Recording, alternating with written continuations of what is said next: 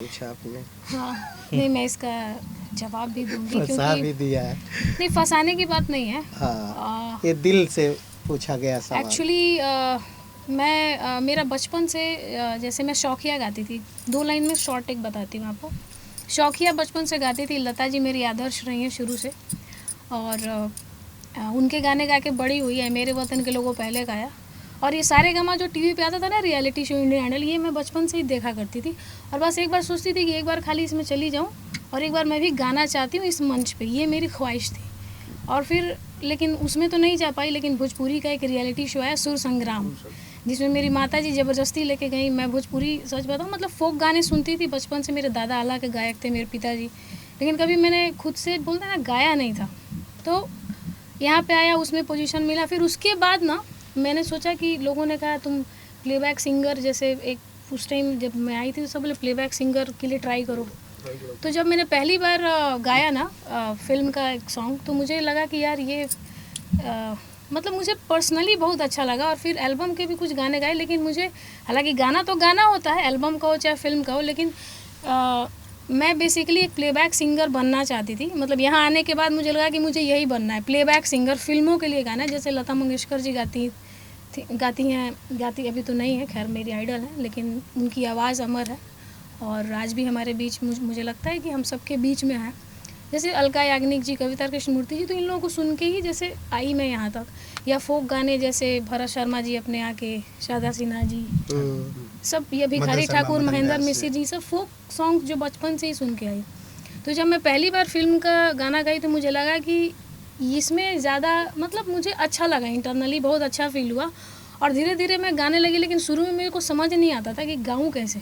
फिर मैंने इसको सीखा कि कैसे फील लाया जाता है, क्योंकि एल्बम का गाना भी गाया तो उसमें क्या गा के निकल रही है, किसी ने कुछ बताया ही नहीं कि कैसे गाना है। सही है। लेकिन जब फिल्म के गाने के लिए मैं चढ़ी माइक पे ना, तो मुझे म्यूज़िक डायरेक्टर ने बोला कि नहीं नहीं ऐसे नहीं, इसमें ऐसा फील चाहिए, सैड है तो इसमें ऐसा महसूस करके ये तुमको दिखना चाहिए कि इसमें ये आ रहा है भाव, यानी पूरी एक्टिंग आ गई। हाँ। तो फिर ना धीरे धीरे 4 साल लगे मुझे सीखने में प्लेबैक सिंगिंग। मैं बता रही हूँ आपको, स्ट्रगल के दौरान 5 साल की मुझे पता ही नहीं कैसे गाऊँ। प्लेबैक सिंगिंग की बात कर रही हूँ, मैं सच बता रही हूँ। मैं इसमें कोई वो फेंकने और झूठ बोलने वाली बात नहीं। मैं ऐसा बोलने में बहुत शुरू से ही सीख के, ऐसा तो नहीं। सब कोई सीखता है धीरे तो धीरे। Basically I am a playback singer और मुझे फिल्मों के लिए गाना मेरी फर्स्ट चॉइस है शुरू से ही।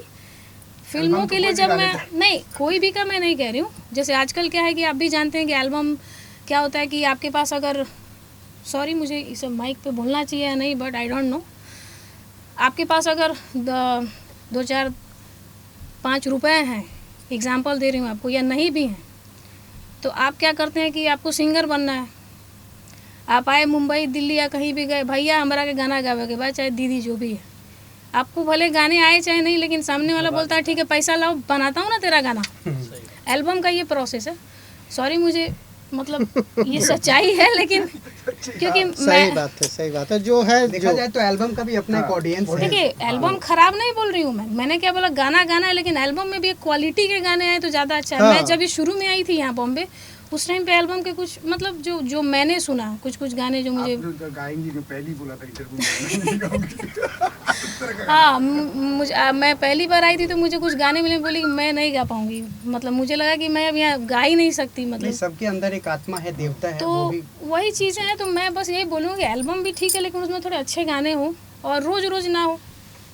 मतलब महीने में एक ही गाना है एल्बम का, लेकिन बहुत ऐसा है कि मतलब मैं भी मजबूर हो जाऊँ कि अरे यार क्या गाया है किसी ने भी, कोई भी XYZ, और मैं भी उसे सीखूं कुछ सुन के कि वाह क्या बात है।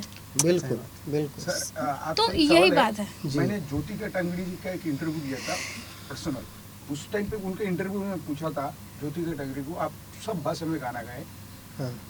भोजपुरी में क्यों नहीं गाया अभी तक? तो उसने बोला था भोजपुरी से मेरे को आज तक ऑफर ही नहीं आया। तो आप लोग जो सिंगर है जी, 3 से जैसे ये है 2-4 और सिंगर, उसी को क्यों मतलब घुमाते? नहीं नहीं ऐसा नहीं है। आपने शायद सुना, आपने शायद सुना नहीं, हमने सुना नहीं होगा। जावेद अली साहब को भी हमने गवाया है और ये अपना शबाब साबरी को भी गवाया है, बहुत ज़्यादा। ये अपना उदित जी को गवाया है, सुरेश वाडकर को गवाया है, रूप कुमार राठौर को गवाया है, कैलाश खेर को गवाया है। खत्म हो गया उन लोग को गवाया नहीं नहीं कौन, कैलाश खेर हिंदी से खत्म हो गए हैं। नहीं नहीं, जो जावेद अली कहाँ हिंदी से खत्म हुए नहीं हैं? नहीं, उदित जावेद उनका गाना ठीक है, जावेद जी का जो गाना उदित जी कहाँ अभी? उदित जी एवरग्रीन है। देखिए वक्त होता है हर एक सॉरी, इंसान मैं का। इसमें टोकना हाँ, चाहूँगी। हाँ, मेरे हिसाब से, क्योंकि मैं भी एक सिंगर हूँ, मतलब एक वैसी सिंगर जो बहुत आत्मा से, मतलब रूह से गाती है और रूह से चीज़ों को समझती है। हाँ, ठीक है, मेरे लिए संगीत साधना है। मैं पैसे के लिए गाना नहीं गाती हूँ। बहुत सब लोगों को पता है कि मुझे अगर बहुत अच्छी कंपोजिशन मिलती है तो वहाँ पे मैं ये नहीं देखती हूँ क्या है क्या नहीं। मैं बहुत बार ऐसे भी गा देती हूँ कि यार क्या कमाल की कंपोजिशन है। आप सामने बैठे हैं, पूछ लीजिए आप किसी से भी नहीं, हम इंडस्ट्री जानते की, हैं। ठीक है। में- इस फिल्म में आपको गाना जो आपको रूह को छुआ है कोई गाना, ऑब्वियसली तो मान लो उसका पैसा फ्री है गाना? नहीं, फ्री नहीं। मैं आपको क्या बोल रही हूँ, आप फिर गलत क्वेश्चन पे। मैं ये बोल रही हूँ कि अगर किसी के पास अगर कोई सक्षम नहीं है, उतना मैनेज कर लेते अगर कोई सक्षम नहीं है और अच्छा काम करना चाहता है, तो मैं हमेशा उसके साथ खड़ी हूँ। मैं ये कहना चाहती हूँ। नहीं एकदम और मैं हमेशा ही खड़ी रहती हूँ। मैं नाम किसी का नहीं लूँगी, लेकिन ऐसे बहुत लोग हैं यहाँ पे जिनकी मैंने बहुत मदद की है। मैं नाम नहीं लूँगी यहाँ पे, किसी का कभी नहीं लूँगी। तो ये मैं कहना चाहती हूँ कि अगर कोई अच्छा काम करना चाहता है, अगर वो कैपेबल नहीं है, तो I am always stand with him और हर। बिल्कुल। बस काम अच्छा होना चाहिए, बस ये है। डॉक्टर साहब, वो आपका थोड़ा सा इंटरव्यू में दिया जाएगा, हाँ, वो ऑपोजिट इधर आपको बता- फिर से? हाँ, अरे वाह। और मैं इसमें आर्टिस्ट के बारे में बताना चाहूँगा। क्यों सर, ये थोड़ा कटिंग होगा। नमस्ते दोस्तों और सलाम रॉकी भाई। जैसा कि आपने पहले पूछा था इंटरव्यू में मेरे भाई से कि स्टोरी क्या है, तो मैं स्टोरी को मतलब खुले ढंग से नहीं बताऊंगा, लेकिन ये कि जब बुराई आ जाता है दुनिया में तो उस बुराई को ख़त्म करने के लिए एक इंसानियत का देवता आता है। वही इंसानियत इंसानियत का जो देवता है वो रॉकी भाई है। 19 पे तो है। वो सारी बुराई को ज़्यादा ख़त्म कर लाइट्स कर बहुत है ना इंसानियत इसके कायम करता है, ये है। और इसमें पप्पू भाई तो हैं हमारे, हीरो का रोल कर रहे हैं, और अवधेश मिश्रा जी है इसमें, अली खान साहब हैं, वाह। और देव भाई हैं, अय्याज भाई हैं, अय्याज खान। तो काफ़ी मार्केट के अच्छे आर्टिस्ट हैं इसके हीरोइन अंदर। का नाम तो भी ले लीजिए। हाँ, हीरोइन का अभी ऑफिशियली कुछ हुआ नहीं है। अच्छा अच्छा, इसलिए। लेकिन जो हमारी मतलब हमने जो सोचा जिसके बारे में, तो वो रितु सिंह है, और उसके बाद ऋचा दीक्षित के बारे में सोचा है। तो जो भी अरे- फाइनल हो जाएगा वो आपको आगे बता दिया जाएगा, अपडेट कर दिया जाएगा। और हम लोग लगे पड़े हैं इसमें एकदम, मेरे दोस्त तो और भी ज़्यादा लगे पड़े हैं, और कृष्णा जी का भी काफ़ी मेहनत है, संतोष जी का भी काफ़ी मेहनत है, और मैडम ने भी काफ़ी अच्छा गाना गाया, और मुझे बहुत पसंद आया। एक जो क्या नाम है सोलो सॉन्ग है मैडम का, अरे मुझे काफ़ी पसंद आया। मैंने शायद इससे पहले गाना नहीं सुना था, यहीं पे आके सुना, क्योंकि मैं गांव गया हुआ था, तो उस वर्क में रॉकी भाई बैठे थे और कृष्णा जी बैठे थे। इनका मैं बहुत आभार व्यक्त करूँगा, और बस आप लोगों की दुआ रहेगी तो ये मूवी ज़रूर अच्छी बनेगी। अब हम इसमें क्या बोलें, बस दुआओं का असर रहे मेरे बस ऊपर। पॉजिटिव वेव्स बरकरार रहे। बिल्कुल। जी जी। अच्छे काम को सपोर्ट कीजिए। और मैं बस लास्ट में हाँ। देखिए, हाँ, हाँ, बोलिए। ये मीडिया का भी काम होता है कि अच्छे हाँ। आर्टिस्ट और अच्छे काम को वो बिना कहे शेयर करे और सपोर्ट करे। बुरा मत सवाल नहीं मानिए, आता, सब लोग जो सवाल आप बैक कैमरा सबके लिए है ये, कि ऐसा नहीं कि फलाना जैसे कि है तो आप समझ रहे हैं ना। हाँ, मैं समझ हर रहे। चीज़ बोल मतलब भूल के तो मतलब नहीं होता। अच्छे आर्टिस्ट और अच्छे काम को मीडिया का काम है उसको प्रमोट करना। जैसे यहाँ पे दिन भर लोग माइक लेके जैसे कोई भी गाली रिकॉर्ड कर लेंगे, लेकिन कोई अच्छा गाएगा या गाता है सिंगर ना, उसको रिकॉर्ड करके जनता को नहीं सुनाएंगे ये भी अच्छा गाता या गाती है, इसका गाना सुनो। तो जब अच्छाई ज़्यादा मात्रा में शेयर होगी तो बुराई अपने आप ख़त्म हो जाती है। मेरे कहने का मतलब ये है। बिल्कुल। तो ये हमारे जो तमाम मीडिया कर्मी हैं इन सब से दरख्वास्त है कि आप लोग का बहुत कर्तव्य है। मीडिया क्या नहीं कर सकती है, जर्नलिस्ट चाहे तो क्या नहीं कर सकता है, इनका बहुत कुछ कर बड़ा सकता रोल है। रहता है लाइफ बहुत में। बड़ा रोल हाँ, रहता है समाज चेंज करने में जर्नलिस्ट का भी। बहुत बड़ा। और मैं खुद जर्नलिस्ट बनना चाहती थी, इसीलिए जब आप लोग को देखती हूँ तो मुझे थोड़ा एक जोश आ जाता है बोलने का।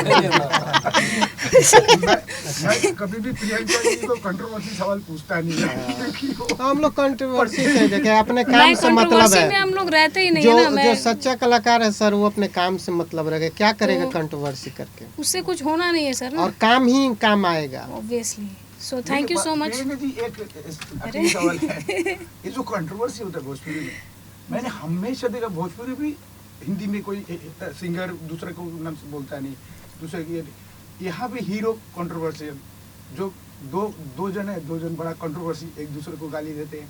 फिर कोई आपके बोला प्रियंका क्या है, हम तो बड़ा है, वो क्या है, हम बड़ा है, ऐसा क्यों है?